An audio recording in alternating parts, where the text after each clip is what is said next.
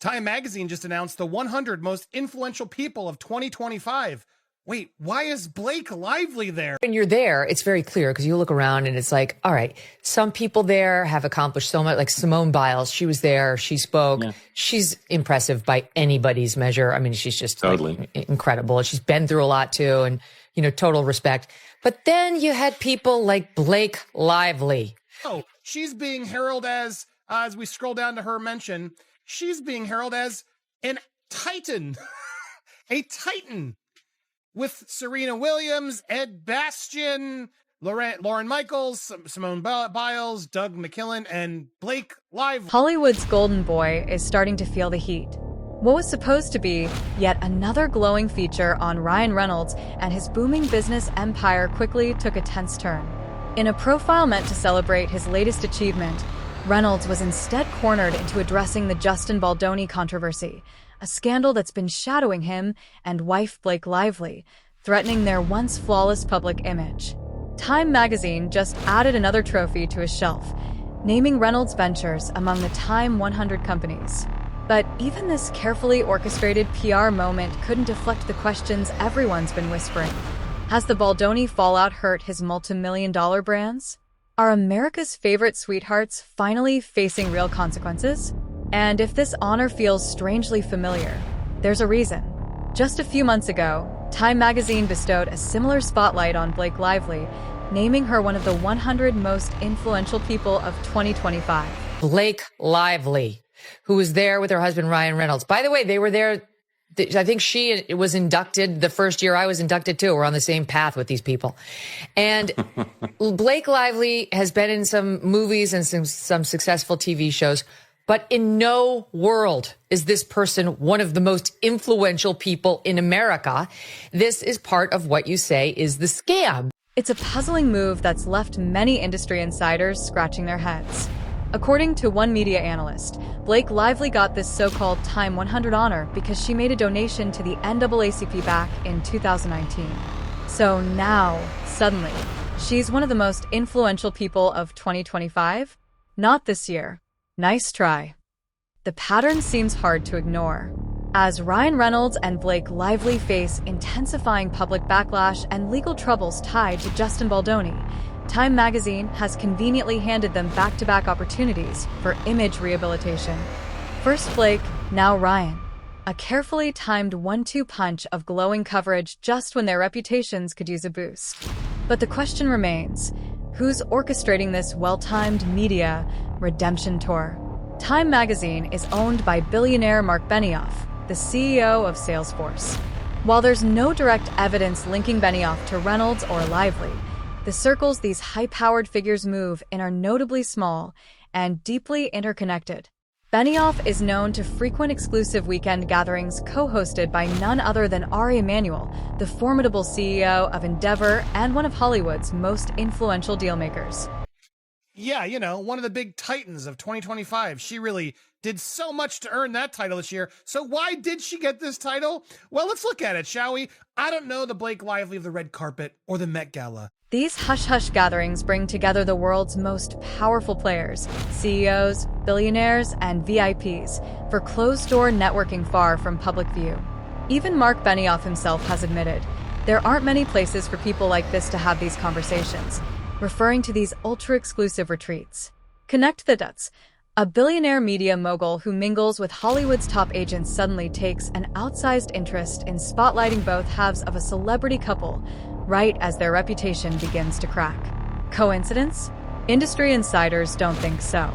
What's unfolding, many suggest, looks like a strategic reputation repair campaign aimed at salvaging the Reynolds Lively brand in the wake of the Justin Baldoni controversy.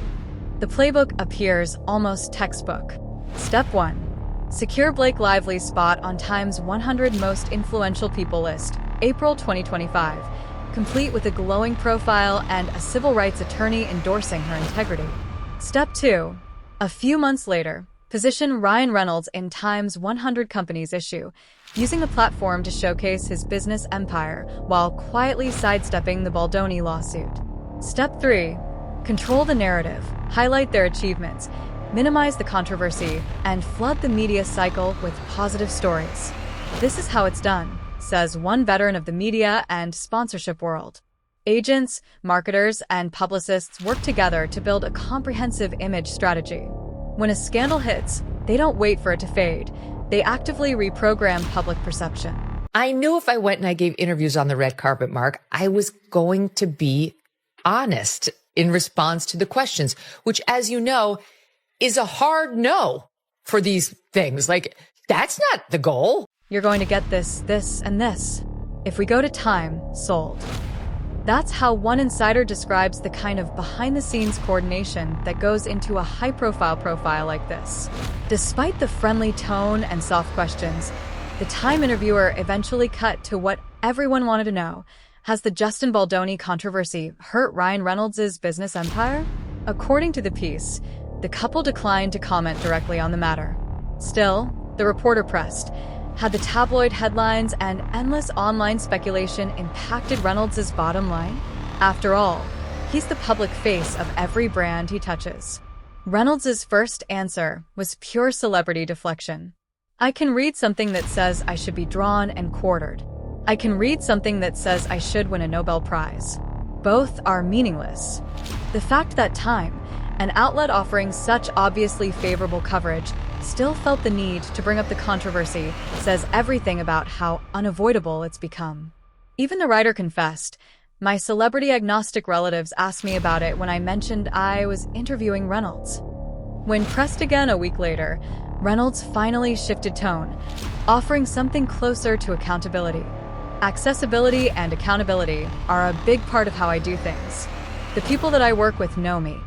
It was a polished, rehearsed answer, but one that hinted at just how much the pressure is mounting behind the scenes. You don't be honest. You just play it straight. You're supposed to say I'm in love with the other 99 and I'm the least accomplished. That's right. I'm so, and I was so honored to be here. Maybe I shouldn't go over to the people and give an interview. But then I was like, F it.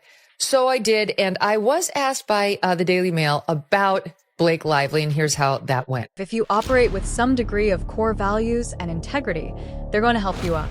If you're an a-hole, they're not. That was Ryan Reynolds' closing thought, a neat soundbite about accountability that rang hollow to many readers. The irony wasn't lost on observers. Here was Reynolds lecturing about integrity while still refusing to address the specific allegations against him and his wife. Despite his insistence that the Justin Baldoni controversy hasn't touched his business, the numbers tell a different story. Social media engagement has dropped sharply, and Reynolds has begun restricting comment sections across multiple platforms. A remarkable shift for someone whose entire marketing strategy is built on humor, accessibility, and viral interaction. Every post he makes now has to be private, notes one social media analyst. That's not affecting his business? It absolutely is. The fallout appears to have forced wider adjustments behind the scenes. Several of Reynolds' brand partnerships have reportedly revised their promotional strategies, as sponsored content sees dwindling engagement compared to pre-controversy levels. Perhaps the most revealing sign of all is the silence from inside his own circle. "My door is open to anyone in Ryan's camp or Blake's camp," says one documentary filmmaker currently investigating the situation. So far, that door has remained firmly closed. What are you most looking forward to seeing tonight? Well, I'm definitely hoping for some sort of a selfie in the distance with both Blake Lively and Meghan Markle, since they provided me with so many hours of content. There's a lot of controversy right now with Blake being on the Time 100 list. It's a ridiculous joke. She shouldn't be there. She has no influence over anything. Not a single person close to the couple seems willing to speak up in their defense, while support for Justin Baldoni continues to grow. This stark imbalance speaks volumes about where public and industry sentiment currently lies. Time magazine's handling of the Baldoni lawsuit only adds to the perception that the outlet bent over backward to shield Ryan Reynolds and Blake Lively's image. In its feature, the publication claimed that a judge recently threw out Baldoni's countersuit, but failed to mention a crucial detail.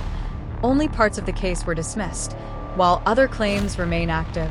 The omission gives the misleading impression of a sweeping legal victory for Lively, one that simply doesn't exist. In truth, the situation remains far more complex. Baldoni's legal team is still weighing next steps, while Lively has yet to produce evidence substantiating her allegations of harassment and retaliation. Meanwhile, the article conveniently skirts around Reynolds' own role in the controversy, focusing entirely on Lively's lawsuit and avoiding any mention of Reynolds' public remarks about Baldoni, comments many saw as thinly veiled character attacks. At the center of this spiraling PR disaster is what appears to be a deep refusal to take responsibility. Sources connected to the production of It Ends With Us claim the feud started with what could have been a minor misunderstanding, one that ballooned only because of Lively's refusal to apologize, a small act that might have prevented the entire ordeal. Right. I mean, what do you think of when you read headlines like every day about her and Justin?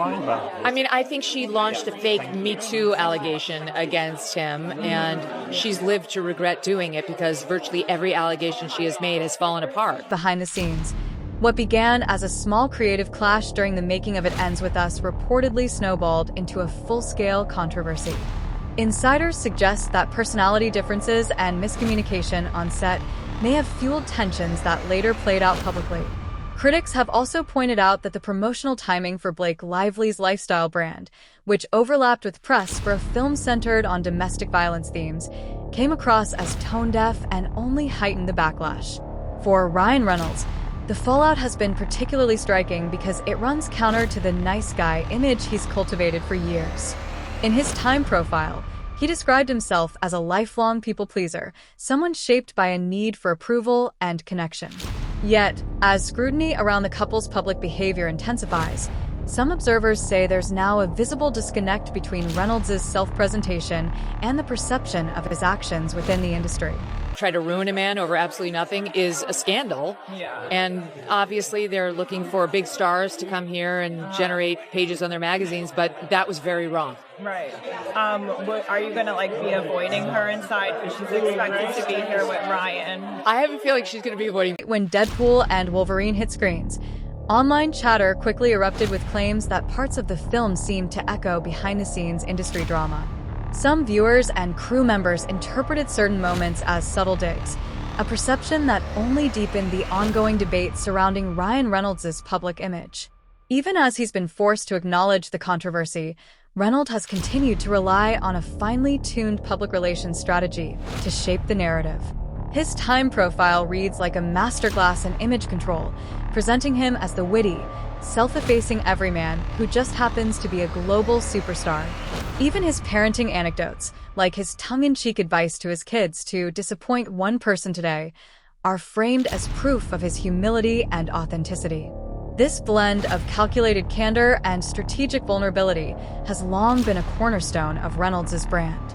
By leaning into minor imperfections, he projects relatability while steering clear of deeper, more contentious issues. But the public mood may be shifting. On social media, where audiences dissect celebrity behavior in real time, users are increasingly skeptical of polished PR narratives and curated magazine profiles. Some industry observers warn that the strategy may no longer hold. Comment sections, when not limited, now feature pointed criticism and calls for accountability. Reports of documentary projects exploring the making of It Ends With Us have only intensified speculation, suggesting that the full story behind the controversy may yet emerge. Whether the Reynolds lively media machine can weather this prolonged scrutiny remains uncertain. What's clear is that even a sympathetic spotlight like Time's couldn't fully shield Reynolds from addressing the questions that continue to shadow his reputation. In Hollywood, the line between authenticity and performance is razor-thin, and for Reynolds, maintaining that balance appears more challenging than ever.